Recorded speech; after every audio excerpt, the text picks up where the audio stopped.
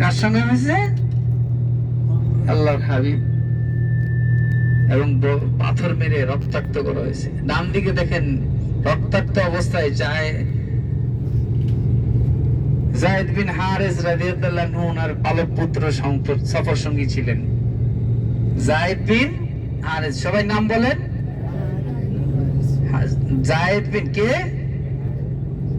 যায়েদ বিন হারেস রাদিয়াল্লাহু আনহু ওইখান থেকে পরে ওনাকে উঠায় নিয়ে আসেন এই বাগানে। এই যে ডান দিকে শুরু হয়ে গেল বাগানটা, ভালো করে দেখতে থাকেন, ভালো করে। আপনি ভিডিও করতেছেন, এখানে নিচের থেকে আসবে না, ওই উপরে সবাই দেখতেছে।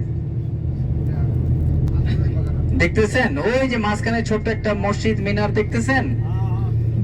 ওই মিনারের মসজিদ ওইখানেই বসানো হয়েছিল রাসূলুল্লাহ সাল্লাল্লাহু আলাইহি ওয়াসাল্লামকে, যেখানে আজকে মসজিদ, যেখানে আজকে